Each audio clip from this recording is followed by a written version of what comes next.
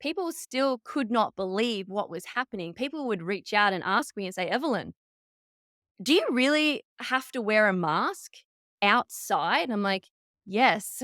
And they're like, hang on. And then they're like, do you really have to get papers signed by the government? Like papers with a stamp on it to say you can leave your home? Mm. Yes. Do you and then I'm like, it gets worse. You have to renew that every 14 days. So you can get a pass to leave your home for 14 days and then you have to do it again. And not only that, I'm like, I can't leave more than 5 kilometers from my home. I'm not allowed to. And people could not believe it. Like, are you sure? I'm like, yes, I'm sure. I'm living here. People could not fathom the lengths that our government went to control our movements and our freedoms over here. And what people were seeing on the news was shocking. But even that was like a lot of the brute force of it and the physicality of it with the police and the enforcement. But what people didn't see is things that affected the practicality of just everyday living. So that didn't make the news, but it was just as devastating and just as gut wrenching.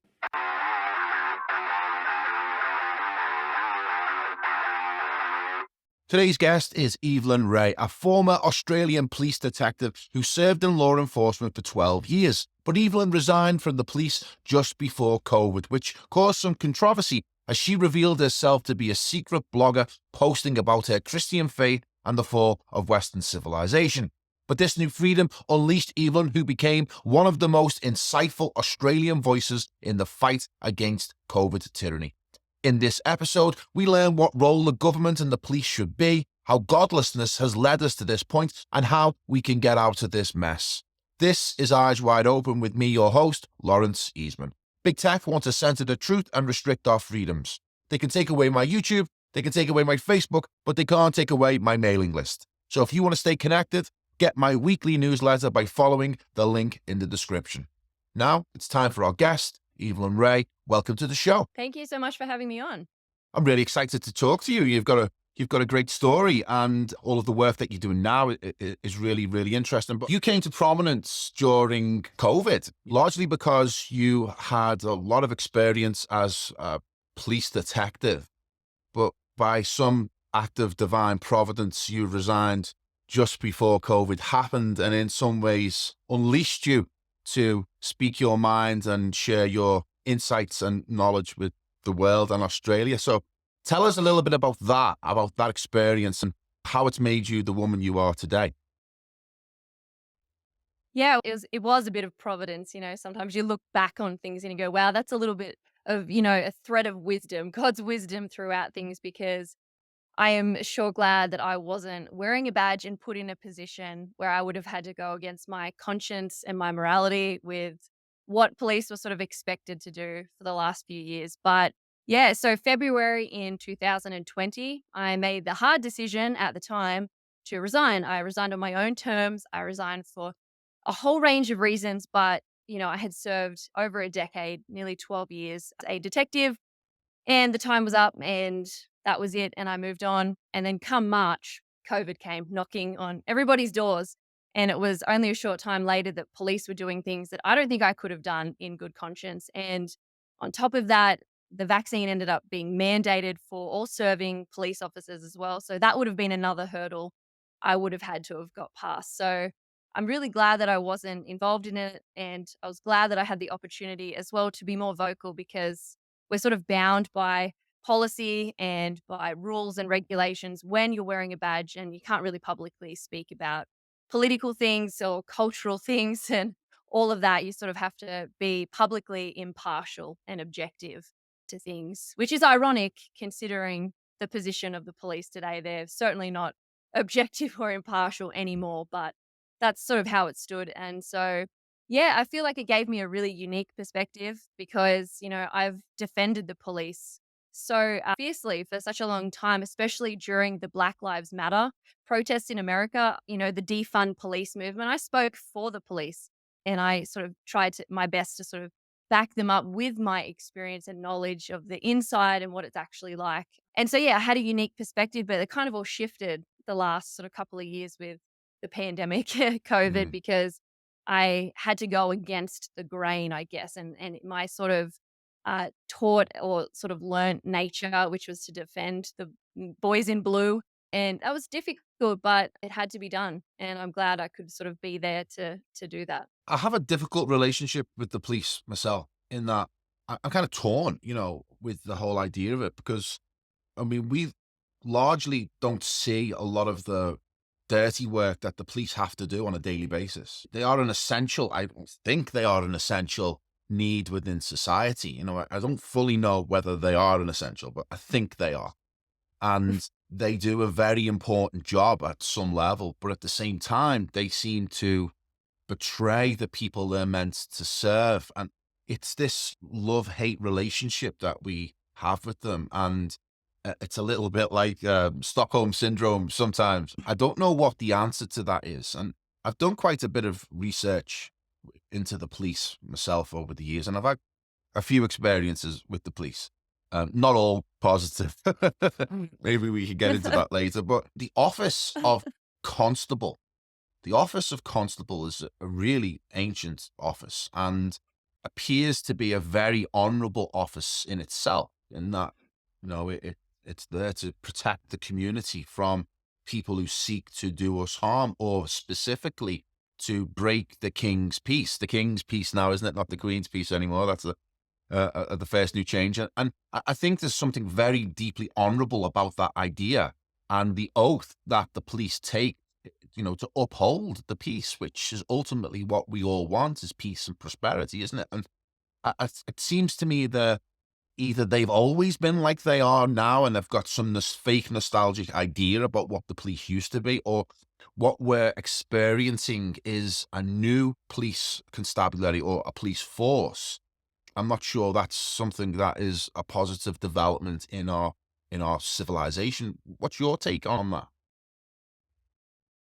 Look, I think it's always been ripe for exploitation, the police. I think when power and authority is up for grabs, you're going to have evil men and women who are going to take advantage of that. So I think all occupations that wield a sword or that wield justice or who have authority over citizens has a huge gaping void to exploit. And so I think that since the beginning of time, the police have always been in a position where they could do what they have last few years. Because I think that's where policing falls into. And I think if people understand the role of the civil government, then we understand the role or the function that police have within that civil government. I think as a society, we have gotten all of that wrong. And I think we have misunderstood what the government should be in our lives and the relationship that we should have with the government.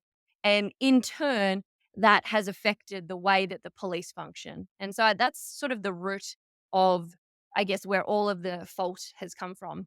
Those two things. One, that, authority and power has always, since the beginning of time, since Adam and Eve, has kind of been up for grabs of exploitation and sin and evil. And secondly, we don't understand the role that the government should have. Now, if we look at the civil government, basically the way that I see the civil government and the way that the founding fathers of the West basically saw the civil government was that it ought to be a ministry of justice. That's the role of the civil government, and that's how it should be. And like all authority and like all power, I obviously am a Christian, and so I see those rights and those things from God. And the way that I see the civil government is that power has been delegated to the civil government for a specific purpose. And that particular power and authority is limited. It's not exclusive. They don't just get to do whatever they want. They're limited in that delegated authority. And the other thing is they're not God themselves. They Mhm. have to obviously be underneath. The state is underneath God. But I think the civil government should do is reward good behavior and punish bad behavior. And we've seen almost these pillars and these foundations of our civil government almost completely turn 180 or upside down because I don't know about you, but I'm seeing bad behavior rewarded and good behavior chastised or punished, which is completely wrong. And in doing that, that's why we're seeing police then acting outside of their authority and probably what they should be doing. And I think something, we've got to remember is that a civil government presupposes a moral law. And every single system of law is basically policing morality. It just depending on what your civil government is, where that morality comes from. And the founding fathers of the West, the Western civilization, which would be America, which would be, England, the UK, most sort of Christian countries in Europe, Australia, New Zealand, our our forefathers, our founding fathers were all uh, men who acknowledged that there was a creator, that there was a God, and they structured the government to fit under that. And that's how they structured the government to function. And, over time, that's how morality was sort of formed. That's how laws were formed. And people at the moment we've replaced that with secularism and pluralism and multiculturalism and all these other sorts of things, which has changed and upheaved everything. So we've got everything completely out of whack, and the police fall in that civil government. The police fall under that function, which is why they're functioning outside of where they should be. That's sort of where I think it all comes from in a nutshell. Well, no, it's a really, really interesting conversation is understanding the hierarchy of authority. Where does it come from? I mean, where do the police get their authority to use violence against you in order to get you to comply with what the law appears to be or not? And we have to trace it back, don't we, through the system and through the hierarchy, at least in the United Kingdom and Australia, which are under the same legal system, which is the common law system, which dates back centuries and is probably one of the best law systems in the world. It can be debated, but it really is, it really does protect a lot of our rights and privileges. And during COVID, we saw that the British government were really unable to compel people to do anything. If you said you were exempt, and I was exempt, and they couldn't do anything other than break the rules. And when they really had to try and enforce that COVID lockdown, and people were saying, "Hang on a minute, you can't do that to us. You haven't got the authority to take those rights away." And we Mhm. tested it and all those things. But it's interesting to find where it flows from, because in the United Kingdom or Britain, it's the monarch, right, who is crowned by the Archbishop of Canterbury under God to Mm, enact God's law. Yeah. And that's where their authority stems from. And the sovereign makes an oath to uphold God's divine law and to mm, keep the peace and protect the people. That's the oath, isn't it? That's why we transfer our sovereignty to the monarch, because you're saying you're going to uphold it. You're going to uphold our sovereignty, our rights, our freedoms. So therefore, I will transfer some of my sovereignty to you, but I retain the right to withdraw it if you don't uphold your end of the bargain. And the mhm, police are the extension, the final extension of the monarch's authority. And, mm, in essence, they are just an agent of the monarch, aren't they? So if the police are misbehaving, then it must flow from those who are giving them their orders, because the police, they just follow orders, don't they, really? They're not rogue, as it were. They're following the civil government's instructions to enforce rules and regulations which are probably unconstitutional. And I think you're right. That's where the problem is. It roots back to the role of government and where the role of governments is heading. Um, which doesn't look good. It's this biomedical tyranny that they really tried to enforce during COVID. And I don't think it's going away. And that was one of the most saddening things watching from the UK, was the tyranny that was enforced in Prison Island. I had a different impression of Australians, that, they were a lot more free than they appeared to be. What was that like, being somebody like you who was very red pilled, and very much into freedom and truth? Yeah, I think we've well and truly blown our reputation across the world. I obviously served in the police. I went to America and actually had to do some work over there once for a case, and a few other places. And everywhere I went, everyone was like so impressed by Australians and thought we were really tough. And I've done a little bit of work with private military groups, and it's always the same sort of thing. Like Aussie soldiers are tough. Like we're built tough, and that's been our reputation. I think that's why the world was so shocked to see what was happening, because it's like we just let it happen. It's like we just put our head in the sand. We were either apathetic or we didn't care, or we were happy for it. And the world was shocked because we've got Crocodile Dundee, we've got Steve Irwin, we've got all these like Aussie larrikins, Yeah. that make news around the world, and we acted like little high school girls. The Australian men failed pretty much. It seemed that the women, like yourself, were the ones that were speaking out, and the men were neutered and nowhere to be seen other than wanting to drink their tinnies. Well, look, there are some great men have been here. I can't completely disregard them, but I will say that. But something I find culturally speaking for men in Australia is they're more interested in sport and beer and their mates than politics and culture. And Mm, that's part of our culture. It's always been that Aussie larrikin. Let's go scull a schooner or shoot the boot, and let's go jump on a crocodile's back and see who can sit on there the longest. Like, that's sort of, and men are sort of more interested yeah. in doing that than understanding politics or, laws and all of this sort of stuff. And I think it was really like it was really put under the microscope just how deep our failures were and are. And I think it roots back to like how we were formed, how we were made as a nation. You mentioned before that, the sovereign is the head of the church basically in the UK, and they have to adhere to those sorts of laws and moralities and God's laws. And I think it was the Queen, and I'm interested actually to see whether King Charles does this. But the Queen at the time when she was sworn in, one of the things that she swore was that she would uphold God's laws, and she would, in her mission was to further the gospel. Mm. And it's interesting how people always say, church and state. You got to get rid of church and state. It's like, well, if people say that, it's like, well, hang on.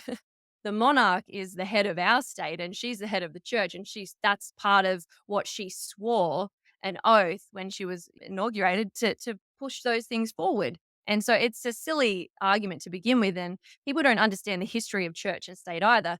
Church and state was never to keep the church out of the state. Church and state was always to keep the state out of the The church. other way And around. but people have Uh, it was. If you look at uh, the history of it, it was so that families and churches were never governed by the state. And, there's all different groups and sort of functions within and that fall under the law, but it was always to keep the state out of the church, not the other way around.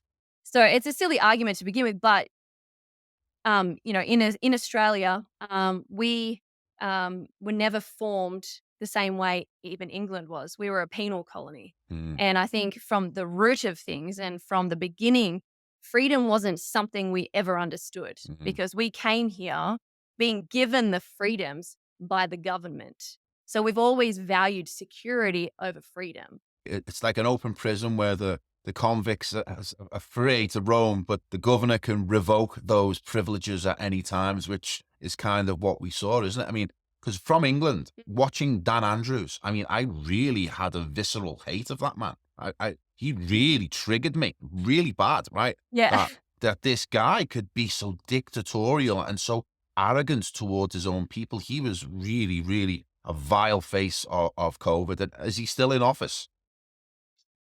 Yeah, he is actually, and there's an election Amazing. coming up, and people think he's gonna get in, which is scary. Yeah. Well, right now I've got even less faith in democracy than I had previous, and it seems as if the controllers have got the election system all worked out now, and they know how to rig whatever they want to put whoever they want in. And yeah, but there was some of the Australian politicians who there was Dan Andrews, there was his henchwoman who was one of the crazies, and then there was a mayor, Yeah, some crazy mayor up in the outback, I think it was, and yeah. they were the people we were seeing. And I was like, wow, that's just crazy. Because I also think part of the propaganda of what was being done in Australia was to scare us, right? It was to scare Mm. other people, in other Western nations. This is coming for you next if you don't comply. and it was used as a propaganda example. They knew what they were doing with that. Yeah, definitely. And I think, it goes for all things. They want one world, one government. That's their goal, that's their agenda. And so you're right, if one country can fall, Mm, then the other governments go, "Oh, well, look what happened in Australia. Look how far they could push their citizens before the mm, elastic band snapped. We could do that." And I think that's, it's happened in history, it's happening now. I mean, I'm looking at what's happening with the Dutch farmers overseas. And I'm going, great. If that goes through, I think the Australian government are going to try and do something. So you're right. It's all mm, sort of collective and they've all got like one mind and one way of thinking. And so, yeah, I think definitely in terms of the response to COVID, I think the world was watching what we were doing and citizens across the country were going, oh gosh, I hope our government don't do what the Australian government did. And it mm, did. It was like fear porn and it circulated the world and people were horrified. And the thing is, people still could not believe what was happening. People would reach out and ask me and say, Evelyn, do you really have to wear a mask outside? I'm like, yes. And they're like, mm, hang on. And then they're like, do you really have to get papers signed by the government? Like papers with a stamp on it to say you can leave your home? mm, Yes. Do you and then I'm like, it gets worse. You have to renew that every 14 days. So you can get a pass to leave your home for 14 days and then you have to do it again. And not only that, I'm like, I can't leave more than 5 kilometers from my home. I'm not allowed to. And people could not believe it. Like, are you sure? I'm like, yes, I'm sure. I'm living here. People could not fathom the lengths that our government went to control our movements and our freedoms over here. And what people were seeing on the news was shocking. But even that was like a lot of the brute force of it and the physicality of it with the police and the enforcement. But what people didn't see is things that affected the practicality of just everyday living. So, that didn't make the news, but it was just as devastating and just as, gut wrenching and just as horrible to live through just those everyday things that affected us as well that didn't make the news. It's like I had a loved one die and I couldn't go to the funeral because only 5 people could go. I had to watch a grandparent's funeral on Zoom, things like that. And there are countless other people who had it far worse than me, whose loved ones were in another state in the country dying of something, had like 12 hours to live. And the government's like, sorry, can't come and say goodbye. Like, it was just horrific, the things that were mm, done that didn't even make the news. People lost their jobs, people lost family. I lost a lot of my family. I mm. apparently should be shipped off to an island with all the other unvaccinated people. My own family was saying these things about me. And it had a huge impact on so many areas of Australians' lives. Like, it literally divided families. It's horrible. Doesn't it feel good to be vindicated at the moment, though? Is because I'm watching with glee. I mean, I don't know how long it'll last, but I'm watching with glee. You know, the backpedaling we're seeing at the moment from various parts of government, various institutions, and the classic was last week. I think was it the New York Times was calling for an Amnesty. amnesty. Sorry, guys, it was just a prank that got out of hand. We didn't Yeah. really want to lock Whoopsie. you up, in camps. But people are just laughing at that for a start. But it's strange to see how they are really trying to change and shift the narrative now away from the COVID narrative that we saw over those 2 years. And I think it was due recently to. Did you see that Dutch MEP who asked Pfizer in a European court whether Pfizer had tested the vaccine Mm. um, for transmission, and they admitted in the court that they hadn't. And he Yep. highlighted that this was the entire foundation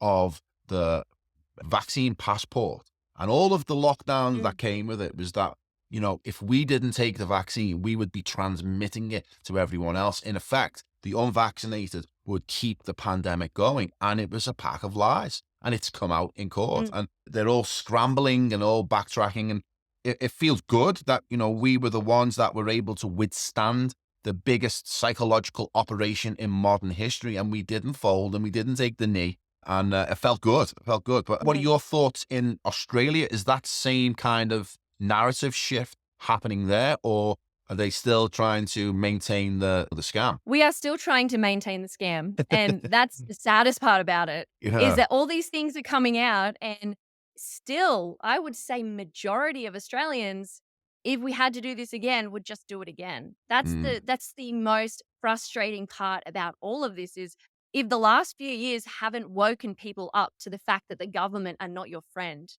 uh, I don't know what it will take. I really do not know what it would take. And, I kept saying the whole time, when's the rubber band going to snap? Surely it's going to snap when children start committing suicide. Surely it's going to snap when 5-year-olds, and this was reported in Australia last year, a 5-year-old called the suicide helpline. Like if things like this weren't going to cause people to say, like, what the heck would? Like, honestly, are we sociopaths over mm, here or something? I don't know why we didn't.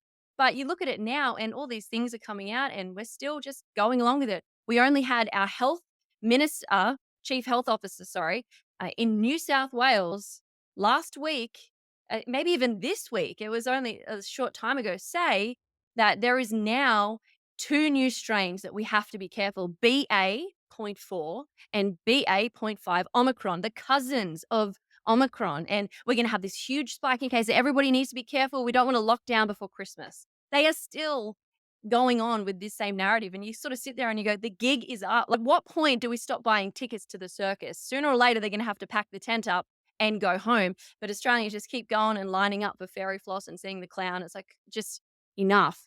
But I tell you what, it is nice seeing things coming out that vindicate me. I'm just sad that my family and other people in my life haven't really got there yet. I get more sympathy from Americans and people in England and Europe than I do from my own countrymen, because mm. we're still peddling the same tune. I think there's some deep psychological problems that we face as a society and a civilization. And I think it goes really, really deep. It's a spiritual sickness, isn't it, as well? It's, Mm, the fact that people can be so subservient to the people who are traumatizing them and abusing them, because that's what they're doing. They are abusers. There's no doubt about it. mm, And they will abuse your children, your wife, anyone around you. They don't care. They'll do it. And it's almost like, the person who is being abused is so broken that they just don't know how to fight back, or even if they should fight back. It's like, in mm. Big Brother, when Big Brother has tortured Winston Smith, and all Winston Smith wants after the torture is a cuddle from Big Brother. Yeah. That's what he wants, and it feels as if, there's an element of that going on. There's deep psychological trauma within the populations, and we just don't know how to respond to these Mm, abusers who continue to, stick the knife in it, and it's quite sad. And, we're talking about how the police have got to the point where they're no longer representing the people, and they're just enforcing the orders of the tyrants. Um, but mm. how have we got here? Is this malaise that we face in our civilization because we've drifted so far from God? And I know that's Yeah. something that you have a lot of pride about being a Christian, and it's something that shapes your identity and about who you are. And I know that it's critical. You get criticized for being a Christian, don't you? In this weird society that we're in. So, what's your take on that and about our drift from where we were to where we are, and how it relates to our understanding of God? Yeah, I think we're seeing the fruits of a rotten system. I think that's basically what it is. I mean, we can critique and go through really fine details of what's wrong with the police and you sort of how why have we drifted and all these sorts of things. And I could list off a heap of things. Recruitment, it's quota over quality, it's all these other things. I could go through it all. It's all by design and all this, but it all sort of, when you're sinking in a ship, you can do your best with the bucket to keep throwing the water off the side, but until you find the leak where it's coming from and plug it, you spend your whole life just fishing water with a bucket out of the side of the boat. It's exhausting, it's tiring, and it'll end up making you literally die of exhaustion. And so I think the most important thing for us to do is to find where the leak's coming from and to plug it. And it is. I do believe that it is because we are so godless. And I Mm, think it comes all back to our relationship with the government. The reason why you mentioned before, like we're being abused and people, just want to cuddle at the end, is because for such a long time, we have, as humanity, or as even just our culture, we have replaced God with the government or something else. And, when the government is our God or our parent, we can't expect them to do anything else but treat us like their children. And Mhm. that's what they're doing. And so, like any child with their parent, you love your parent. And if they discipline you or chastise you or tell you what to do, you want to suck up to them again. You want to get their approval. You don't want to disappoint your God or your parent. And so that's sort of the dynamic and the relationship that we have. And I think the biggest threat to tyranny and to evil is a group of people who pledge their allegiance to something greater than the state. And I think we've lost that, and we're pledging our allegiance to other things, and we're pledging our allegiance to things of the world and things that are rotten and won't bear any good fruit. I mean, how long do we have to do things before we have consequences? I mean, stupidity can't sustain itself. And Mm. for such a long time, we've literally been stupid with what we've done. We've cut breasts off 14-year-old girls in the name of tolerance. We've cut penises off 13-year-old boys in the name of acceptance and healthcare. We've dismembered 9-month-old babies in the womb because a mum doesn't want the kid anymore, and just let's just rip the baby out and kill it in the name of healthcare and in the name of female and woman empowerment. We've like, how long are we going to continue to mock God before he goes, oh, well, enjoy the fruits of your system that you've created? You want to reject me? You continue to do things that go against, the foundations of that I've set before you, then good luck, all the best to you. And that's what we're seeing. I mean, Mm. I think that, we've mocked him, and I think that we are sadly living in existence under his judgment. That's what I think. And it's not doom and gloom. I'm not saying that the whole world's we're all going to burn in hell, but you can't expect to do what we've been doing and not have consequences. And I Mm. think that's what it comes down to. We're so godless from the very basis and basic sort of foundational structures. And from that, like you said, hierarchy, like from that will flow downstream, and we're at the bottom here just catching all the crap that we've allowed. But it seems as if there's something about Jesus Christ that offends them so greatly that it's open season on Christianity. You're not a rebel if you attack Christianity, because you do go and do the same attack on Islam or Judaism or even communism and see what happens to you. Right. But you can kick and kick and kick Christ, right? And there doesn't seem to be any pushback. And there's nothing rebellious about that, is there? That's that's the weakness of people who they won't go and show their same vitriol towards other religions that will bite you hard. But so there Mm, seems to be something about the message of Jesus that they find so offensive and they want to destroy, because it's almost like it's a sin in this atheist society that we're in now to even call yourself a Christian or to even talk mm, about Jesus. And we see that with Kanye West at the moment. He's being yeah. crucified, isn't he? And he is a convert and has the zeal of a convert. And what's your take on why the attack on, because it's not on all religions, is it? It's on Christianity and it's on Jesus. Why do you think that Jesus is such the focus of the attack? Well, I think Jesus is the answer to the tyranny. I think that it's Christ, and I think that it's Christianity that actually shackles the tyrant. Mm. And so everything is about power. Everything is a shift in power. Everybody wants to be their own God. Everybody wants to serve themselves. Everybody wants to be the maker of their own truths and their own rules.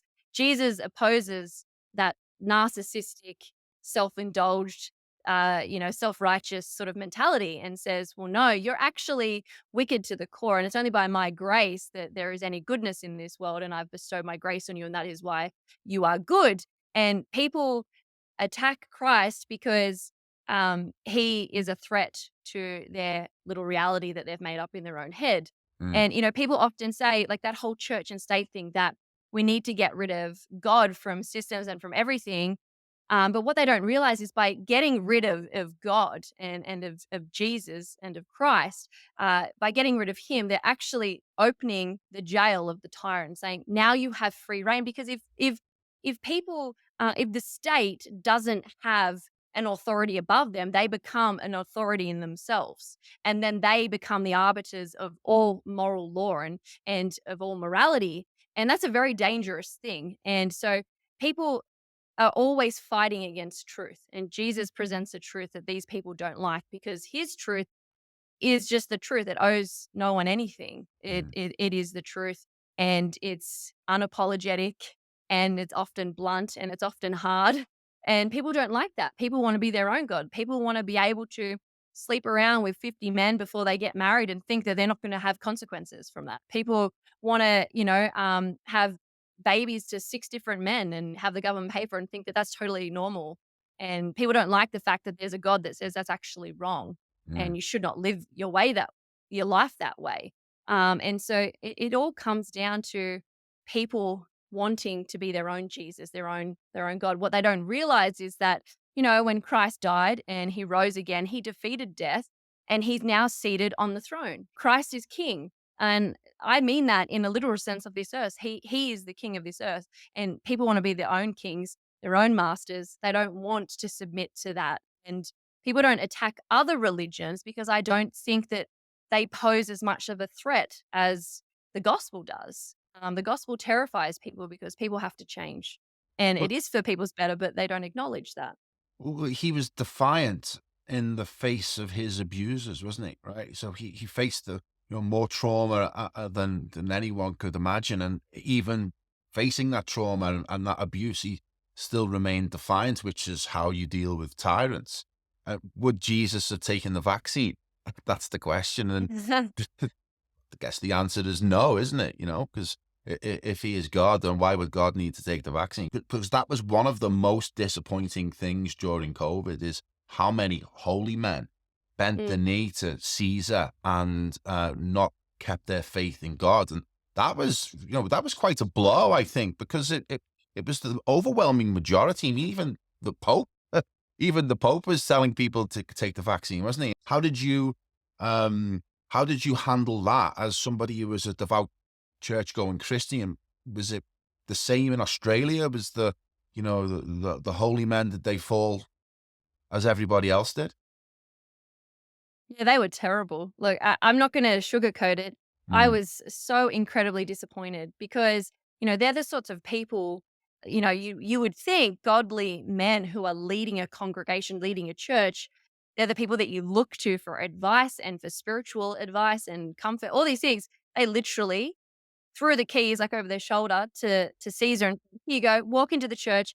You're now in charge, and you can take the pulpit. Go for it. That's yours. That's essentially what happened. There were very Mm. small of Australian ministers, men who basically flipped the bird at Caesar and said, "I'm not going to segregate based on vax." But I was a member of one of the churches of Australia. It was like a reformed sort of denomination. And I actually handed in my membership, not because my individual church caved. My minister was good. He didn't segregate based on vax, but he was one out of like three in my whole state of like millions of people that didn't cave. And the church itself, like the collective, the whole of the church or the representative of this Church of Australia, caved. I knew lots of people who weren't even allowed to preach in their own church because they weren't vaccinated or their wife wasn't vaccinated and their children weren't vaccinated. So the church basically said, you can't even attend your own church, your own congregation, your own flock, your own sheep. And it was truly it was disgusting. And the saddest part is even worse than what I explained. There were 3 men over here who created something called the Ezekiel Declaration. Now, this declaration was created by these ministers who reached out to all the other ministers in the country and said, "Look, it hasn't happened yet, but we feel like, using our discernment and reading what's happening, we feel like the government's going to make the church or impose on the church the same vaccination mandates that they're doing for businesses, for work, for, schools, and et cetera, et cetera." The church as a whole basically told these 3 ministers to stop carrying on. They're not going to do that. And when it happens, or if it happens, we'll deal with it then. We'll see what happens." And these 3 ministers, waited and waited, and there you go. Within 1 week of all this happening, the government said churches had to close their doors to vaccinated, and honestly, the whole Church of Australia basically did. These 3 men wrote this Ezekiel Declaration, which outlined the reasons why men and ministers in Australia should not allow Caesar or the government to dictate who goes in and out of those church doors.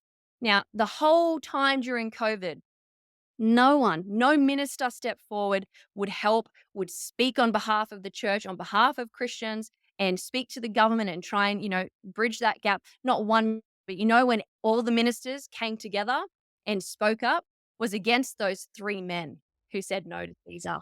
They Yeah. all started speaking out loud in condemnation to Wow. those 3 ministers for going against the government. Isn't that sad that the only time these godly men spoke was against the 3 ministers who said, I'm happy to put my name on paper, and if I go to prison for this, then so be it. And they condemned them.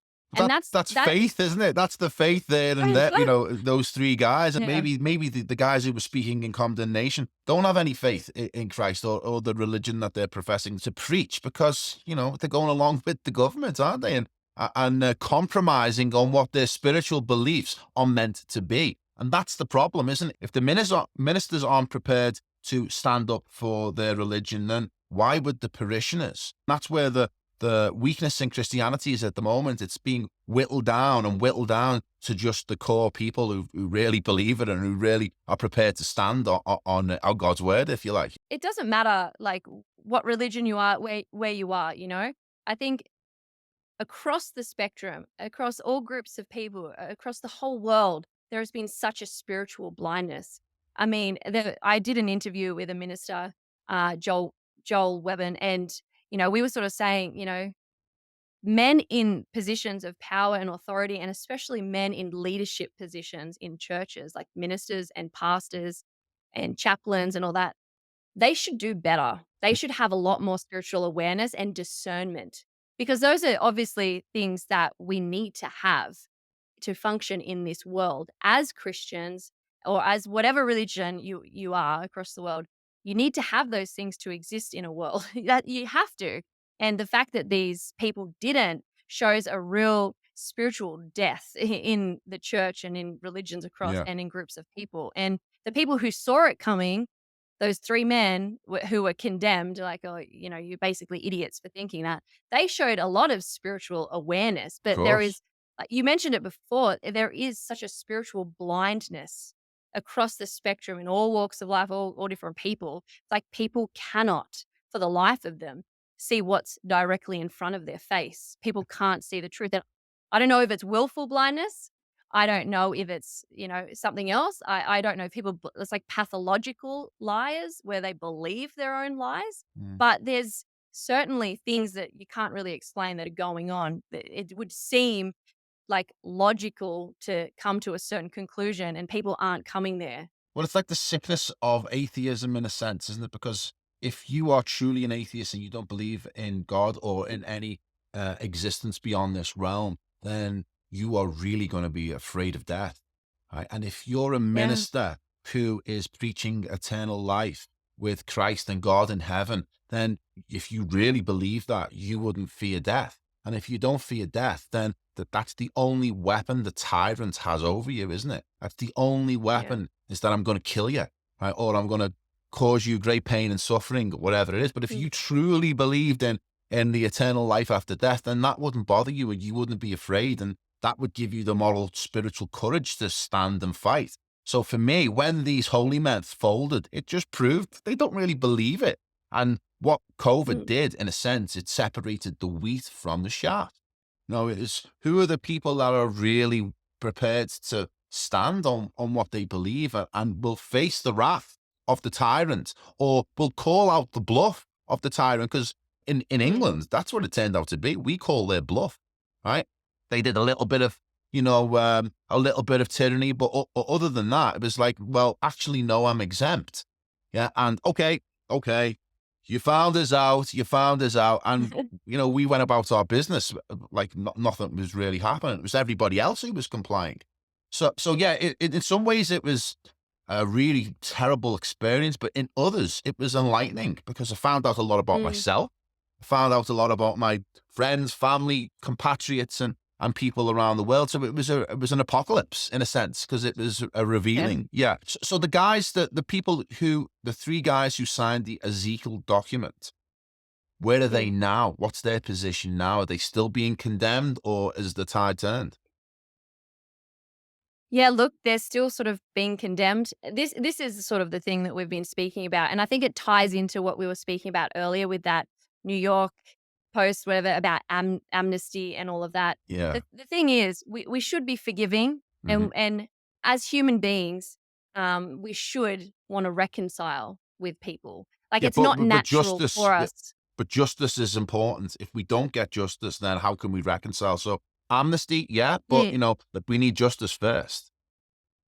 Oh, absolutely. Yeah. So that's sort of where I was leading to in that, like as human beings, our ultimate goal should be reconciliation. Like living in conflict is unnatural and it's Hmm. uncomfortable for everybody. But the thing is, there needs to be repentance, there Mm. needs to be justice.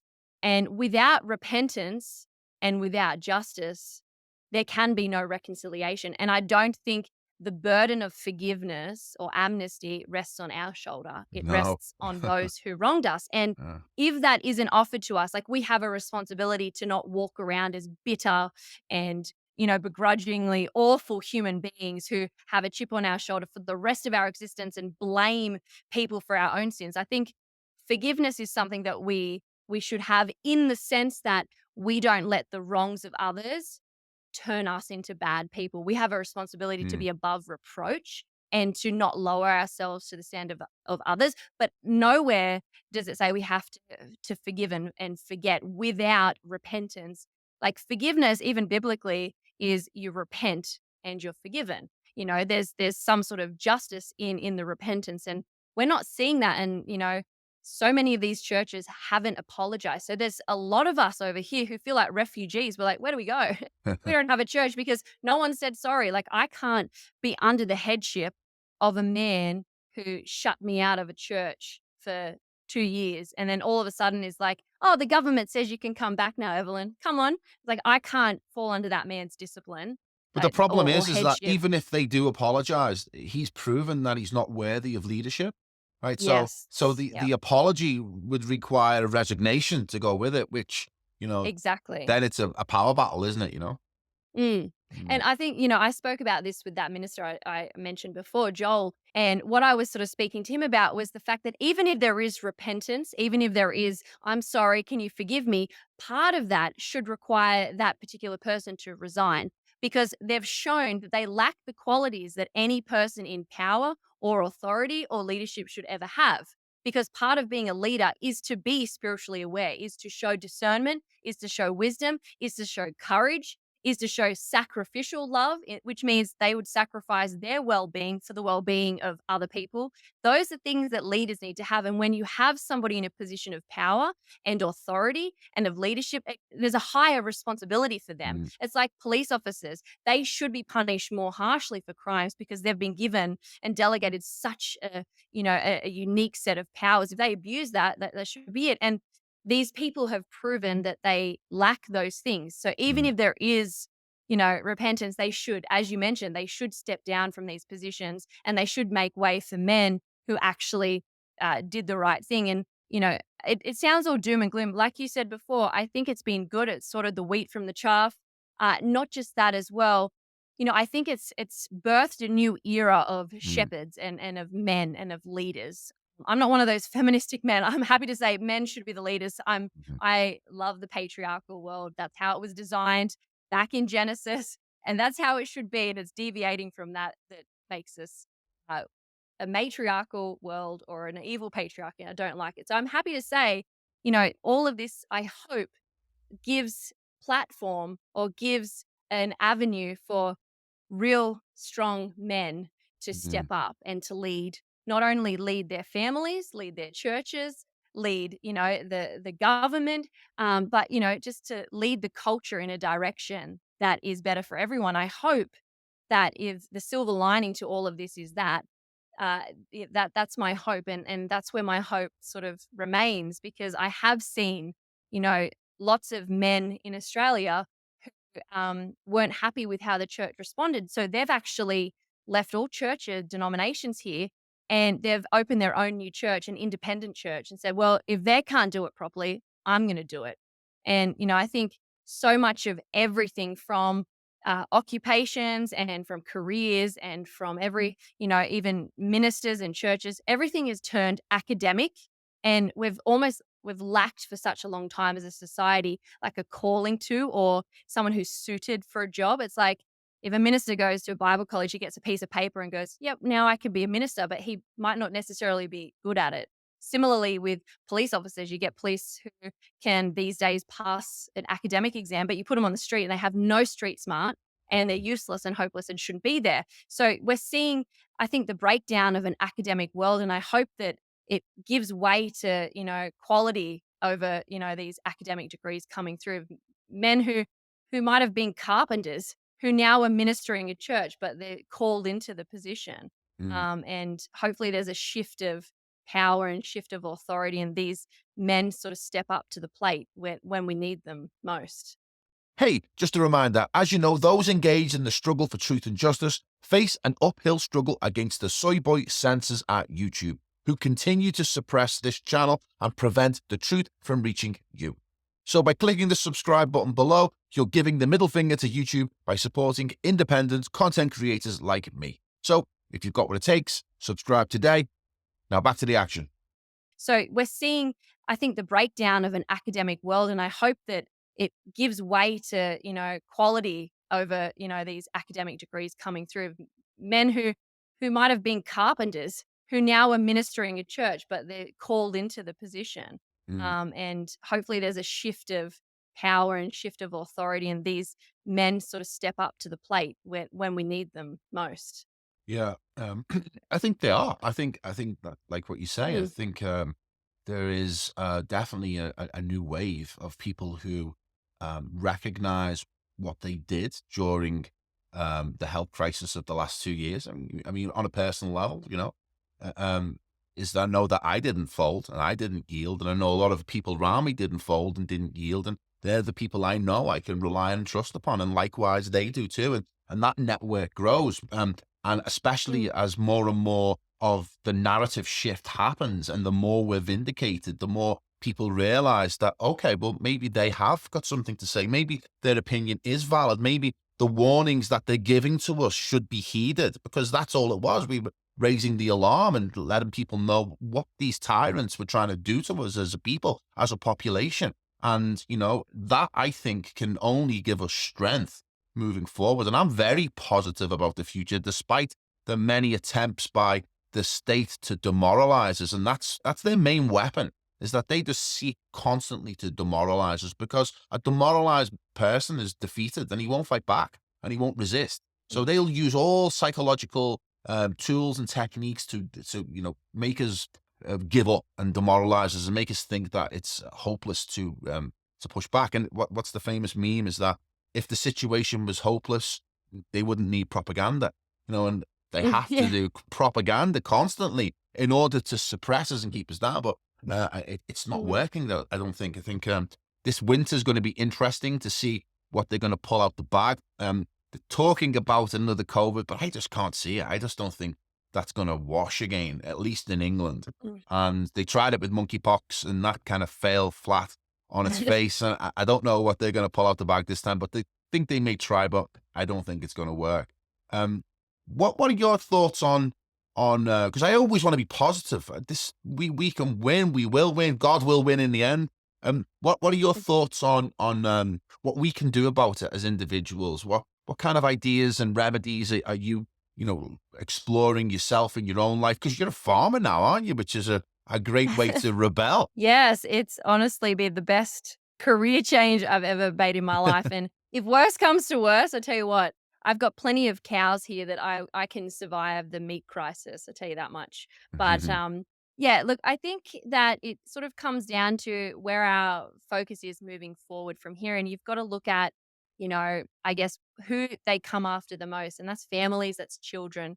Get them young, and you can indoctrinate them. And I think they're banking on the fact that for such a long time, children have been basically offshooted to or delegated to other things other than their parents so they can indoctrinate them. And they're hoping that this, new generation, they can just kind of sweep in and take over. I think that COVID will turn into climate. I think the lockdowns will probably be that in the future.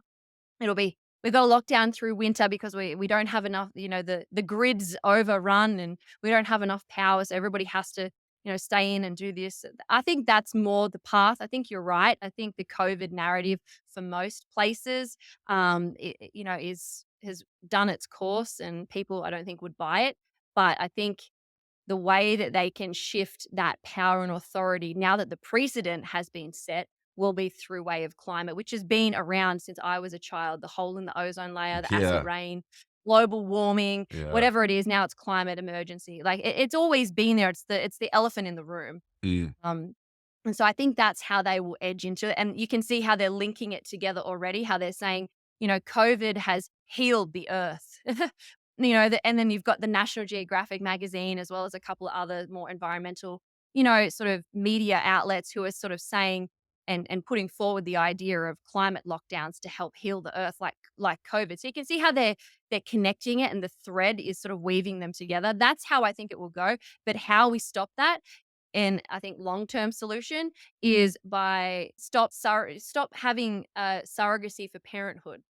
Too many parents use daycare as a surrogacy for parenthood, and it's going to hurt some people's little feelings. But there once was a time when parents were happy to have children and wanted to have them and didn't see them as an inconvenience. And there was once a time where mums wanted to stay at home and educate their child and be the primary educator and caretaker.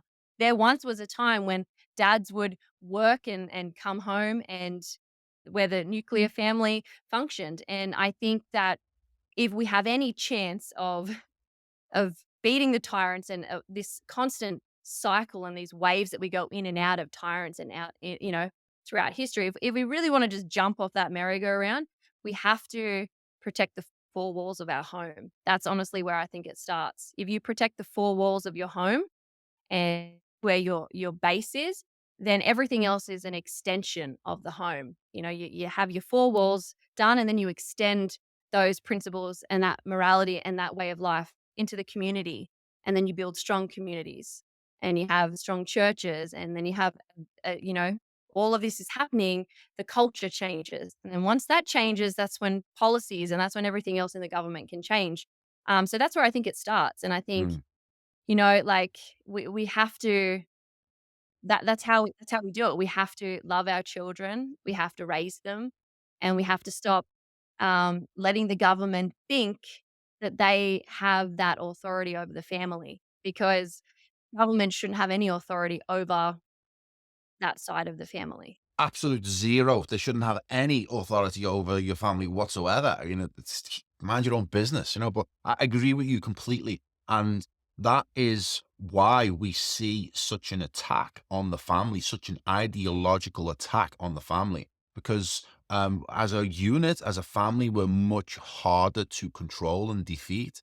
And that was one of the, people talk about the idea of feminism and women going to work and having their own careers, which is great if that's what they want to do. But it was talk about actually one of the reasons the system did it was because it became another tax source, that women became another tax source. But I think it's deeper than that. It's because they wanted the children. It's because once the mother goes to work, then the only place left for a child is to go into the schooling system, which is nothing to do with education, but merely to train obedience from the children for whatever ideology that the state wishes to indoctrinate or impose on the children, because the parents aren't there. They've got them. They're captives. Literally, they're captives in four walls. So not only do I think the schooling system needs reform, and I think it needs abolishing completely. I was interviewed on a podcast myself recently for Podcastathon, it's called, in England, which was a 30-hour podcast with different guests coming in, and it was to raise money for legal costs for a group of mothers in Wales called Public Child Protection Wales, who are suing the Welsh government for trying to force and impose new legislation that would teach sex education to 3-year-olds, Mhm. right? And they are trying to force ram this in. And it's really dark and Machiavellian what the policy is, and outsourcing it to private companies. They're not telling you what they're teaching the kids, but it's really bad. And these Welsh mothers have said, no, we're not having it. And they're suing the Welsh government in the High Court in England, and a judge has accepted their case. So it's going to be aired in public, but they need to raise £100,000. They've raised 50. But my position is, okay, yeah, great. I really, really hope you succeed. But even if you do, the governments are just going to come at it again from a different angle or from wherever else it is, because the schooling system is their system. It's not ours, it's theirs. And And they use it not yeah. to educate, but to indoctrinate and to teach obedience. So homeschooling, Mhm. that's probably one of the most revolutionary things we can do, is to win back our children from the clutches Mhm. of the state. How is that in Australia? Because I know during COVID, we saw a massive boom in homeschooling, especially in America. Same in England. Is that a thing in Australia? Yeah, homeschooling isn't huge in Australia. It's certainly not like it is in America. We've seen a lot of people through COVID who were sort of forced to have their kids at home because our schools shut down for like 2 years. A lot of parents sort of said, "Oh, I can do this. Actually, this is easier to do." Mm. They made it happen, and so they sort of took that step. But we're still, I think, we're very behind in terms of homeschooling over here than a lot of other countries. I think from the very foundation of Australia, we have always relied on the government to give us everything. From our healthcare, we have a public healthcare system, from our education. And the way that we're sort of set up over here is that we don't have any personal responsibility, because if something goes wrong, we know that the government's always going to bail us out. That's how it's always been. If you go bankrupt, that's okay. The government will give you welfare after Mm. that. If you can't afford education, that's okay. The government will do it. You can't afford like, that's just sort of how we are, and I think it kind of falls into, many of our institutions, including education, and almost the government over here has almost assumed, full authority over the child, over parents. You see parents, and this happened sort of over the last few years, kids have brought stuff home, and parents are at home now so they can see what their kids have learned or Mm. are learning, and the parents have been shocked, and the parents are like, wow, what's going on? And then when the parents have confronted the school, the parent then gets in trouble for questioning the teacher, and it's like, that's so backwards, that's so wrong. I think that teachers and principals and the education system need to be aware that the parent is the ultimate authority, and that they answer to the parent, not that the parent answers to the school. And that's where a lot of things go wrong. But we're still, because of how we're set up, just a very foreign idea for parents to take responsibility of their child's education. We're almost told that, oh, you're not a school teacher, you haven't got a diploma of Mm. education, oh, Mm. you wouldn't be able to. You're incapable of teaching your 5-year-old how to count to 10. Like, that's how they've sort of made people feel. So Australia is very behind, but there are some encouraging signs that parents have been more aware of what's going on in the curriculums at school. Because, like you guys, we have this, like what you mentioned with that those Welsh mothers. We have something over here in Australia called the Safe Schools curriculum, and it's this safe schools thing that's brought into, and it's in the curriculum, and it's the same thing. It's sex education for like 5-year-olds. There's things like masturbation that is in there, and it's like, what 5-year-old Mm. needs to learn about that? Like, come on. Like, and people think that, oh, stop sheltering your children. It's like, no, no, no, no. Mm. Sit back down, Satan. Like, you have Mhm. no place here. Um, Not today, yeah, this is Satan. like, Mm. no, that's Mm. right. It's like, Mm. if parents wanna teach their kids those things, that's up to them, but that's what's done in their home. That's not what some stranger who Mm. doesn't know that child personally gets to teach Mm. them at 5, and the parents get to decide if it's at 5 or if it's at 10, or if dads have daughters, they can decide it at 30. I'm just joking, but seriously, like, these sorts of things should never rest on the responsibility of the government and of the state. So Australia is really behind, but I'll never send my kids ever to No. school, including private schools, because our private schools here are funded by the government. So even though they're a private school, the legislation is there now that if, a The transgender curriculum still teacher has wants to be to go. taught, doesn't it? It's the same curriculum. Exactly. Yeah, yeah, yeah, And if they don't they don't get funding, and if they don't yeah. get funding, they can't have a school. So it's just impossible here to send your kid to a school, and I But feel sorry for the parents. with all of the institutional child abuse that we've seen in England, I don't know about what it's like in Australia, but over the last 20, 30 years, the revelation of all of the institutional child abuse that's being committed in England and all of the care homes and all of these MPs and celebrities, and it's sick.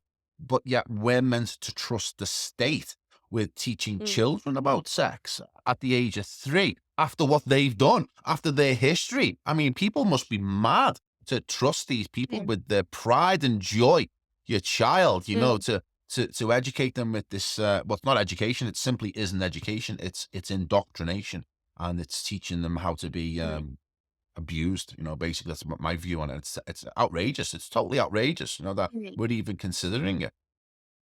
But I think sort of what you said, I don't think people see their children as their pride and joy anymore. Hmm. And I know that's gonna hurt a lot of, feelings. I don't really care about Mm-hmm. people's feelings. The truth is the elderly and Hmm. children are seen as an inconvenience on a cultural level. And, Hmm. I think motherhood has become so narcissistic. It's always about self-love and I need me time so that I can parent. It's like, no, you don't. You just need to kick up the backside and you need to be reminded of your responsibilities and that the whole, you chose to have a child. That's your priority. There's all different types of love. And one of the loves that is spoken about in the Bible is agape love, which is a Greek word which stands for sacrificial love. I mean, love isn't a one sided thing, all about emotions and feelings, there's practical sides of it. And agape love is sacrificial love, which is a love where you love someone so much you would sacrifice your own well-being for their well-being. Mothers and fathers have lost that agape love, that sacrificial love, and it's like, no, I've got to take care of me before the child. Well, how about you just grow up and you be a parent because you only have a child at this age once. Hmm. And there's a really incredible psychological study that was conducted in Australia where they got a whole group of kids and they threw them in this mock sort of classroom setting. And there was a group of them, and a fake teacher came in and said, "Okay, we're going to do this lesson. I've just got to leave for 5 minutes. When I've left for 5 minutes, you're not allowed to do A, B, C, and D." Great. Okay, everyone understands. And then the teachers left. They've got cameras, they've got audio set up, and they watch the children. And like all kids, they're curious. They basically do what the teacher said not to do. And then they bring after the teacher comes back in, she's like, "Oh, I told you not to write on the blackboard. What have you done?" And then she brings them all in and says, "Okay, we're going to have a discussion. Can anyone here tell me which child drew on the blackboard?" And it was interesting to watch the dynamic of these children at only 5 years of age. I think it was 4, sorry, 4 years of age, and watch them uh, figure out what they were going to do. Were they going to lie? Were they going to tell the truth? Were they going to change things? And basically, all of these studies were done on the response of these group of kids, and it proved on a psychological level that at 4 years of age, a child starts to lie and a child starts to form loyalties and loyalties to friendships. And these kids that were spend more time at daycare than with their own parents started to form bonds and attachments to children in their class or in their daycare class. And you saw children who were at daycare 5 days a week, they would lie for their friend at 4 years old and say, "Oh, he didn't write on the blackboard, miss." But the children who had only daycare 1 day a week, they didn't lie. They told the truth.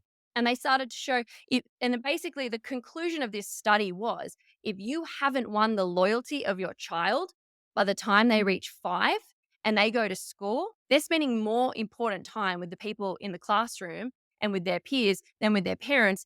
You've basically lost their loyalty and that's potentially lost them for good. And, so often parents are using daycare as a surrogacy.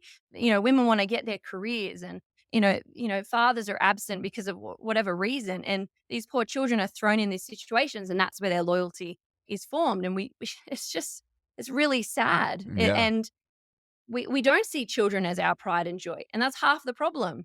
Like what a gift to Mm. raise an eternal soul, and I think that's what people need to realize. Is that when a child is born, it's not just this life that lives 80 years and that's it.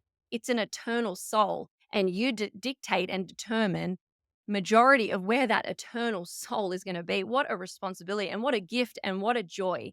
And if mothers and fathers could see that and sort of invest in their children, then half of the problems that we're seeing, if not all of them, would be reversed. And yeah, it's just sad predicament of our times. Absolutely beautifully said, though, and that's exactly what it is, and I think, yeah, talking about how the family is the foundation of the Renaissance, if you like, the idea that you're right, that you're bringing into the world and developing an eternal soul is a beautiful way to put it, and a fantastic way of looking at it. It really is.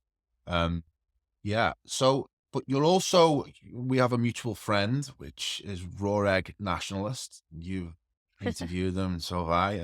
And one of his main prescriptions is about taking control of our food and of our food supply. And, In he talks about the Russian system, doesn't he, where everybody grows their own food. And backyard. yeah, and you've had quite a career change yourself from, the front line of the police to, animal husbandry and being a farmer. And so tell me about that, because that in itself is a rebellious position, isn't it? To grow your own food, especially beef, because I eat a Mm. lot of beef. Right? So, um, what kind of, how did you find yourself shifting into that?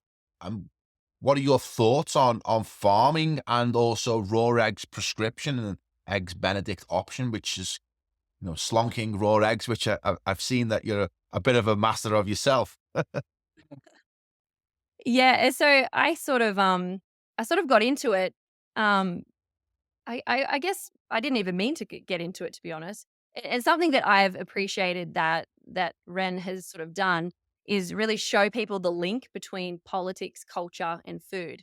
And once you see the link and once you see it, you can't unsee it. And Mm, everything to do with politics and everything to do with culture has somehow relates to food. I think one of the biggest things and methods of control is of people is food. Obviously, the yeah, food supply. Whoever controls the farmers controls the food. Whoever controls the food controls the world. And not only that, I think that the government don't like healthy people because if you're healthy, you're more likely to be self reliant and you're more likely to take personal responsibility. The government wants you dependent. The government wants you subscribed to them like a Netflix subscription for the rest of your life. And when you see the threads between big pharma, pharmaceuticals, big government, and you see like food, and you see them all weaved together, it all kind of makes a lot of sense. And I think food is such a huge part of that. You almost like, when you look at a diet, for example, people always say it's 80% food and 20% diet.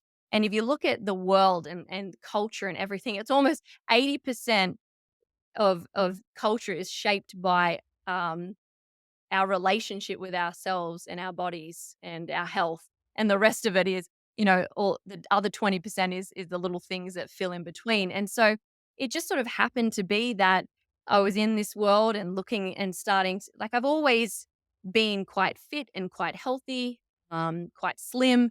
I've always been quite sporty and athletic. I've played sort of professional sports throughout my life.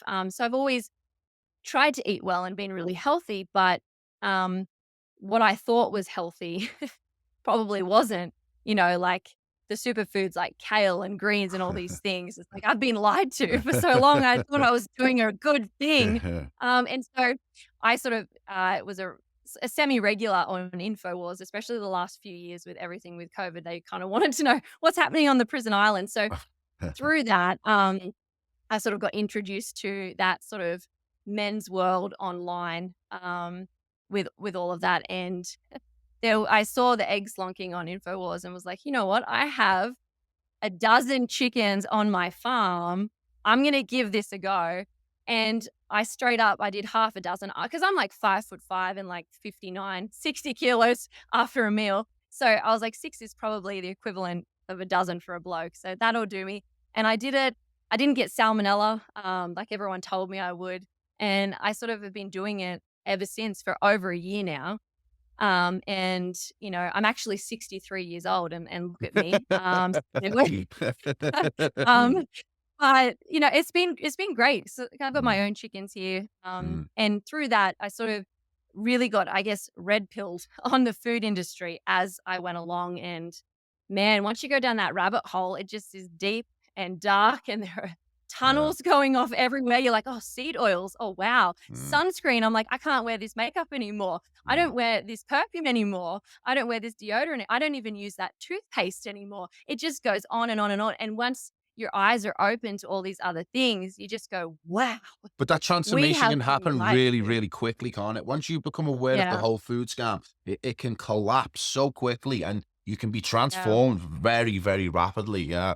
Mm. I started slunking. I didn't do the raw eggs. I'm not that brave yet. Sorry, didn't do, I made the shake, the The milkshake. the Yeah. milkshake. Yeah. I'm not quite ready for literal raw eggs in a jar yet, but yeah, he's definitely Yeah. onto something. But yeah, it's another part of the whole deception, isn't it? It's family, it's Mm. food, it's politics, it's the media. I mean, there doesn't seem that they seem to have all the bases covered until you start to become aware of them, and you can actually Mm. go through it quite quickly, and all of a sudden come out the other side and go, "Whoa, that happened quickly." And I've traveled quite a distance in such a short amount of time. Do you Mm. feel as if that you went through a quite a big transformation during the health crisis? Yeah, look, to be honest, I sort of was in this online space back since 2017, but here's a little secret. I actually wrote under a pen name for quite a number of years while I was still in the police. Okay. Oh, wow. Um, yeah, so Can I you was a bit of share a the pen name? ghostwriter. Can you share the pen name Uh, or not? Yeah, yeah, girl rising above the noise. So I Okay. started writing about things, a long time before I came out with my name. And it was funny when that happened because I think people for such a long time thought I was some acne riddled, morbidly obese, balding 40-year-old man in mum's basement because that's like what all the people would say. Cause I actually had a cartoon sort of based on what I look like drawn up as the picture that I would use to that name. And people were like, just couldn't believe I would have been a woman saying these things because I criticized feminism, I criticized abortion, all these things. So I have been here for a little while. So I feel like I've kind of been awake to it for a while. But certainly, as you said, with particularly the food stuff and like personal health, that really kind of that really fast tracked the last 2 years. So Mhm. I was sort of I didn't like the government. I didn't think they were my friend. I thought the world was a big case of bipolar, and I didn't like feminism or abortion. So I always was sort of in this space. But yeah, definitely health for sure really So took off. when you were in this space and you were using your platform to express your frustrations with your understanding of the world, was that like something that was building while you were in the police? Was this was you torn between your faith and what you were being asked to do in your profession, and this was the way that you were able to express those frustrations and confess, if you like? Was form of Yeah, confession, I guess. Is that what was happening? Is that yeah. what was driving you during that period? Yeah, I think to a sense. And look, to be honest, I joined the police when I was 18. I Wow. had no life experience. I literally had finished school and boom, there I was as a fresh 18-year-old thrown in the most violent of suburbs in all of my state that I live in. And so I was really sort of thrust in there and into this world. And so, like I didn't really know what I got into. I was quite naive to all of that. And as I went along, it didn't take too long. I sort of realized that beat police or uniform policing really wasn't what I was comfortable with. I hated with a passion giving people tickets for Mm, doing things that I would probably do myself. mhm, I always hated it. And we were like, I could do a whole episode on things about specifically in the police that I struggled with.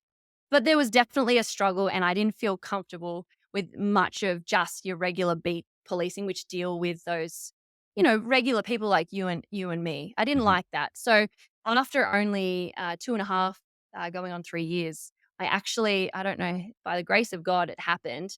I got promoted into a position to become a detective. So I was really young detective as well. Wow. And I went into like organized crime And you're only and five more foot five. proactive. I am, and 3 Wow. quarters. Oh, Just don't wow. That's forget amazing. that 3 quarters. Um, That's amazing.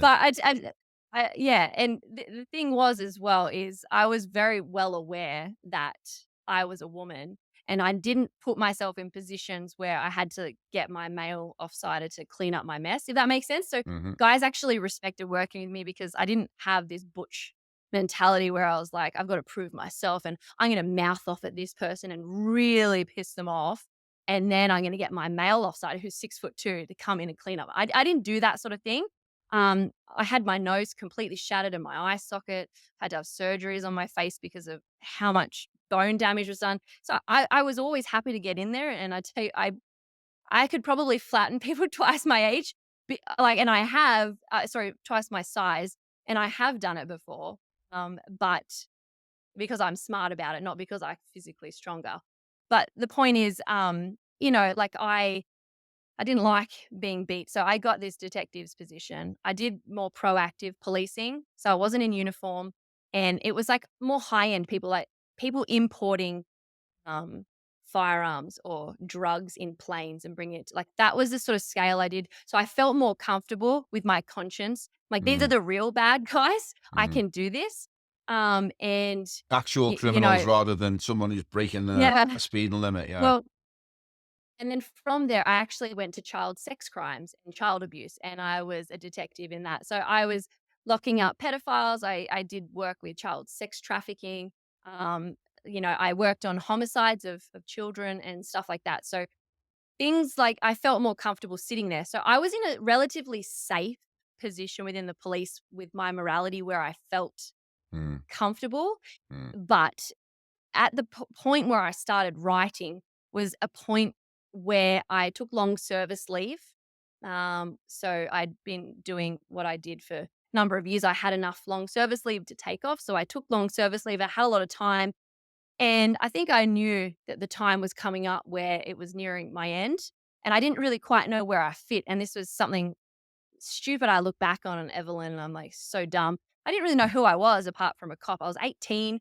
It felt like who I was as an identity. I felt like people related to me as a person in my personal life as, oh, Evelyn's the cop. Like, and I'd have friends and family call me and need me for things or advice or what should I do? And I felt helpful and useful. And so I thought, if I give that up, what am I? Like, I Mm. don't know who I am. And stupidly, and now I look back now, I'm like, well, my identity is in Christ. And there's like being a woman and, embracing femininity and all the things that that has to offer, like being a wife and a mother and all these things. That's far more fulfilling than, wearing a badge and having someone call me and say, hey, Evelyn, what do I do if someone gives me a ticket? Like, so it sort of shifted. But at the time when I did start writing, it was like a journey where I didn't quite know who I was going to be. I knew it was leading to a point where I felt So I it was wanted like to leave police. it was your transition. It was your, Mm. way of preparing yourself to leave the police and, begin your new life. Do you think in some ways, how did you get doxxed, by the way? Was that a natural thing, or did you dox yourself? I doxed myself. I Yeah. did. Once once my paperwork came through and it actually Um, like I got delivered in the mail my years of service from this year to this year, and it was all done and dusted. Handed my badge back in, handed my gun back over, all the rest of it. I came. It was like a coming out party. So it was like Uh-huh. I didn't. All I did was change my name on Facebook from Girl Rising Above the Noise Oh, to wow. Evelyn Rae. And I just sort of waited for people to sort of do, and then I sort of did a post about it. Hey, it's me. I'm not the 40-year-old man in the basement. I actually am a woman, and I actually am this. And it's funny. I'll send it to you after the show. There's a picture of the cartoon that was sort of made based off me, and then my face. And it's interesting now that you see it. You're like, oh yeah, it Mm. was her after all. Um, but yeah, I doxed myself because I could. I couldn't before that point legally because of what I was obviously I still was technically, Mm. even though I was on leave at the time, I was still technically employed by the police, so I couldn't. But it was actually it was really heartbreaking for me to leave the police. I was so upset with how it happened. But in hindsight, I'm glad that it did because it sort of allowed me to disconnect myself from that brotherhood because, I served nearly 12 years. Yeah. I've seen some of the most horrific things you could imagine. Like one of the last jobs I worked on was the murder of an 8-month-old baby, and I had to be present for the autopsy of that. I had to take the brain in a Oh little God. esky in a plane to some like I've had to do, I had an offsider get shot and killed that I worked with doing a search warrant. I had another police officer shoot herself in the head in front of me. I missed long I've been through a lot of things, right? And so for me, when I left the police, I expected some sort of congratulations on ruining your life forever for 12 years of service. Well done, Evelyn, or something. And I didn't get anything. I was on leave at the time and it was during COVID when all these things came through. And I got something sent in the mail. Not even a representative of the police came and gave it to me. And I got a phone call from my parents saying, we've got a letter in the mail from the police saying you need to call them. And I never changed my address. I left it as my parents because I'm like, "Oh, if bad people find me, they can kill my mum and dad, and at least I'm safe." Just kidding. But, anyway, so they called me and said, "You need to call this number," and I called this number, and it was part of a police branch that deals with awards and things, and they said, "You've won a police, commendation of bravery. You've won a bravery medal, Queen's commendation," I think it was actually. Um Amazing. what do you want us to do with the medal? And I was like, what's it for? Like, what was this for? And it was a job that I did in 2009 where I got in a foot pursuit with a guy who just did an armed robbery at a pub and he had a sawn off shotgun. And I tackled him and I got him and he shot at me. And it's a long story, but that was in 2009. And this was in 2020. They finally Wow. gave me a medal for that incident. So I'd forgotten all about it. I didn't even know what it was for. Found out it was this. There's only a certain amount of those awards that have ever been given out in this country. And you know what they did? They shoved it in the mail with Australia Post, the medal, and just dumped it on my doorstep after and I remember opening the front door and picking up the medal. Felt great. No one even like, it's How a did that proper make you ceremony. feel? How did that make you feel about the Oh, whole experience? I mean, was it kind of like you were thankful to it was over, or was it mm. disappointment in that the way they, respected the time that you'd given them? I was a bit sad, a bit disappointed, Yeah. but like I said, it changed once I realized because you're always told when you're in the police, you're just a number. You're just a Mm. number. You're nothing important. You're nothing special. I have a badge number. That's who I am. I'm not Evelyn. I'm that number. And you kind of you hear it and you kind of think maybe that's what it is. But there's a part of you that doesn't actually expect that to be true, but it literally was true. And Mm. so, as I said, it was helpful for me because I could kind of, Had some closure. yeah, and move Yeah. on from it and go that part of my life's done. And I've been able to since all of this really analyze Mm. the police as an organization, the function of police, the role of police, where we go wrong, where we could go better, what we should do. Um, and Well, I I think think it's being I able, think sorry to interrupt you. It was just something that was, yeah, playing on me while you were talking is that, we're very quick to condemn the police and quite rightly so in a lot of cases. mm, But like you've just described there, some of the work that the police have to do, where they're risking their lives or saving other people's lives or solving heinous crimes from evil people, and they don't get, thanks for that, really. Maybe internally they do, or from the victims, or in your case, you get a medal in the post 10 years later. But it's a real conversation to be had about the police because it really should be an honourable office, and the police shouldn't be demeaned to give parking tickets out just to make some money for the council. And I think mm, it's a big conversation to have, and I don't know what the solution is or what even the main thrust of the conversation is. But yeah, I think you're right, and you're onto something quite big there because it can be a really dirty job, can't it? That you can get your hands have to get really, really dirty, and it's generally thankless because the public generally hate the police. And I don't think they Mhm. help themselves with No, some of they their don't. actions that they do. But yeah, it's an unusual one. Yeah, look, I'm very against defund the police. Like, Mm, I think that every civil government needs somebody to wield the sword yeah. because you can't make threats of law unless you can follow through with enforcing it. Imagine if somebody said, if you do this, I'm going to punch you in the face Mm, or something. And then people look at you and go, no, you can't. They're just going to commit the crime. So if you have laws, any system that has laws needs somebody to follow through with those laws. You need to have that threat of the sword. If mm, I do this, if I commit this, if I break this law, I'm going to be punished for it. But the problem is, our police force and the structure almost needs to be abolished. We need a complete reformation, like Martin Luther, how he nailed these things to the Catholic Church door. We need like that type of reformation with the police. We need to change it basis in recruitment, who we're letting in the police, um, and how we're educating our police, how we're training our police.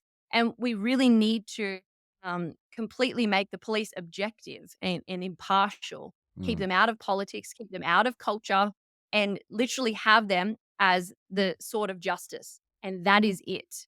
And they need to basically change the whole way of punishing good behavior and rewarding bad. Even from the way that our laws are sort of shaped and formed, sentencing and stuff like that. It's all about rehabilitation instead of punishment. mm, Well, that's just unbiblical and that's unjust. The punishment for a crime should in itself be a deterrent from crimes again in the future. But instead and rehabilitation should be a result of the punishment, but it shouldn't replace it. And the way our court system, our legal system, our justice system is it's all about rehabilitation, rehabilitating the offender. Well, and I think that's completely wrong. And I think that, on like a whole judicial system is mm, flawed. And I think the only way to bridge the gap between law enforcement and civilian is to abolish and reform the systems that we have in place for the police because their role and their function is completely wrong and it's completely acting outside of what their authority should be. When I swore an oath, mm. I swore an oath to uphold the law in good faith. Yeah. Not in good faith, you have to remember the original purpose for the law being created. What we're seeing today is officers not acting in good faith because they're taking laws and legislations and things out of context, out of their original purpose, and using it to manipulate and wield the sword of injustice Yeah. against civilians because the government has said so. So it's also as well as that the problem for the police is that uh, they believe, I'm not sure if it's true, they're governed by statute in the sense that if the government make something illegal, then the police have to enforce it, regardless of whether that's right or wrong. And there are lots and lots of bad laws that aren't actually crimes if you analyze them of what a crime is, where there's no victim, Mhm. right? Where there's no victim, and why Yeah. are the police even getting involved with that stuff? And also as well as that, the police need to recognize that they don't have to follow a bad law either, really, is that in their office of constable, because um, all police are constables and rank is only for the police internally, isn't it? So the chief constable is still a constable and still bound by the same rules of office as just a lowly constable. It's just that, he's Mhm. risen through the ranks within the police. But for me, as a citizen, the chief constable is the same as a constable to me. I don't care about his rank. His rank is irrelevant to me. Mhm. It's like, are you doing your job as someone we entrust with public safety, Mhm. or not? And I think we need to push back more against the police. I think what we're seeing at the moment is that, have you seen any of the auditors on YouTube? People who audit the police now. S- Mm. So they'll hang around outside police stations with cameras. And at first, Yeah. the police were really aggressive towards them. They were like, get the camera away, go away, we're going to arrest you, all that. Then they were issuing the threats. But what's happened is because the auditors have persisted, the police have changed their behavior and they're starting to be much more respectful. They're starting to accept that these guys know the law and they're there not to threaten the police, but to make them accountable for their actions. And Mm. it's actually proven to be something positive, I think, because the police are going, okay, well, we're not going to get away with threatening them here. They keep coming back. So maybe we might have to go and read some of the laws that they're reading to us, Yeah. and we're seeing a shift in behavior. So yeah, I think we have to push back. Don't be afraid of them, because when we don't push back and make them accountable, then they do become tyrannical, and they do act like rogue agents rather than the public servants that they are. I think half of the problem as well is police aren't educated in law. Yeah. Like as a police officer going through the academy, like I came out of that basically not knowing how to be a cop. And it was when I went to the police station as a probationary constable and I had somebody, it was called an FTO, which is a field training officer assigned to me, that whoever the FTO was basically taught you how to be a cop, right? It wasn't what you learned at the academy. It wasn't what you learned in your textbook because they got you to memorize things, but they didn't teach you to understand it. They didn't Mm, teach you to understand enacted legislation, the difference between common law and state law and federal law, the separation of powers. mm, We didn't learn any of that stuff, basically. And as a detective, I had to learn a lot more law. It was a 3-year like degree that I had to do. And that's when I really started to understand law at a deeper level. But 90% of police officers don't do that detectives course. mm, And they're just slapped with that real basic thing. And this is what we were seeing over the last few years. Cops don't know what to do mm. because, first of all, they're being told, if it's a mandate or if it's this, they have the power to enforce it. They don't understand enacted legislation versus, Yeah. like something that a chief health officer might put together for a limited period of time. And I think it's this lack of understanding that causes a lot of problems because cops are always expecting civilians to do things that civilians know they can't. But police Yeah. genuinely believe that they can do this. And that's the problem. Mm, They genuinely think that they're the good guys. I mm, don't think that they're out there going, you know what, I'm the ultimate branch of evil and I'm going to throw my authority around. Sure, there are rogue cops like that, but most cops aren't like that. Most cops actually think mm. that what they're doing is right. And that there is the problem I because think they're you're right, though. seeing It's regular education. civilians. I think education is Yeah. absolutely key and central. If the police don't know the laws that they're enforcing, then, well, what are they? They're just blind agents of the state, aren't they? Rather than the role that Yeah. they've taken an oath to fulfill. But that's how they're recruiting people as well. So they're Mm, recruiting people who don't ask questions. They're recruiting people who can't independently or critically think. The recruitment process is deliberately pitched and set to draw in people who will just follow the hierarchy. mhm, During COVID, as a police officer, you have discretionary powers. So you have the power to use discretion as to whether you will fine someone or charge someone or arrest someone or not. You have that power of discretion. There are certain laws that you can't use discretion for. For example, in Australia, we have domestic violence legislation. If it's a domestic violence situation, we're unable to use discretion if the wife or the husband says, I don't want to charge my spouse. We have to, we can't use discretion and say they don't want to. We have to, by law, still go forward. But majority of laws, we have the ability to use discretion. Now, during COVID, we had bosses, so that people up in the hierarchy within internally in the police station giving directions to police officers that they were not allowed to use discretionary powers for COVID related offenses. And there were police officers who were using discretion and saying to a business owner, I'm not going to charge them for not mask mandating. I'm not going to charge them for not checking vax passports. That police officer was then basically ostracized or they got internally like in trouble through the hierarchy for that. And there was all these directions given from senior officers that if it's COVID, you can't use discretion. And that's obviously like got so many legal yeah. implications. It's And but unconstitutional, isn't it? it is, but these Uh, police didn't know any better. They're yeah. being told a direction from a senior officer and they're following that and they genuinely think they're doing the right thing. And it all comes down to them having a lack of knowledge of how the system works. And I think that has to really change if we're going to see change because the next time a pandemic comes around Mm. or climate lockdowns or whatever it is, police will just do the same thing until they're educated to know better. I think, I think it's a really, really important conversation. And I think it's a really important area of our resistance is that we don't have any hope of truly reforming this tyrannical state unless we have the police on side, or at least Mhm. to some degree, supporting the people.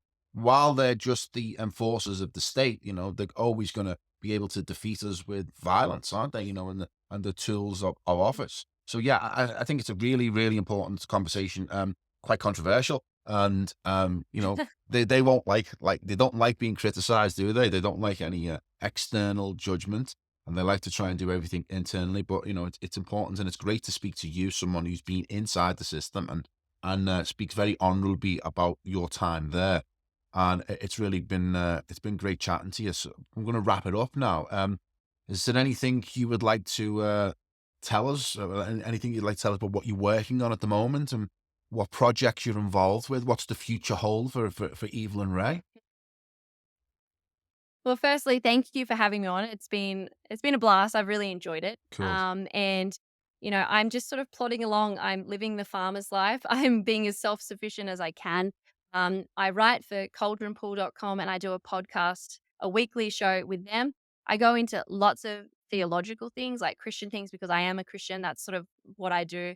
My bread and butter, but I also go into lots of culture and politics. I talk about feminism. I talk about abortion. I talk about all kinds of other subjects as well, the tyranny that we've experienced. So, yeah, I'm sort of just plodding along doing those sorts of things. So, if people want to check it out, feel free to.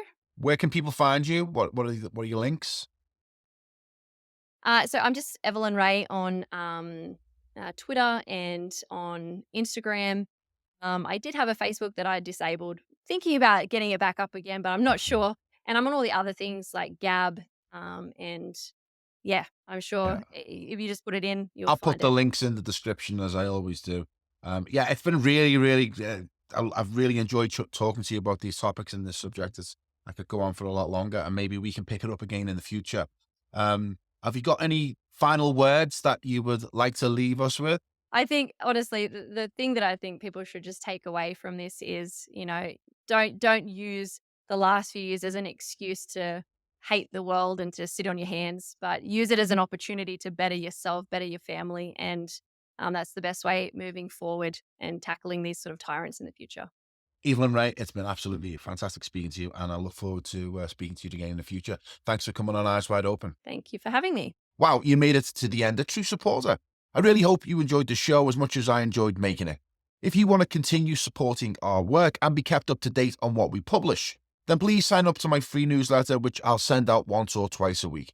Don't forget to subscribe to the channel, and if you want to support us further, go over to Locals, where you can join our community. Until next time, thanks for tuning in.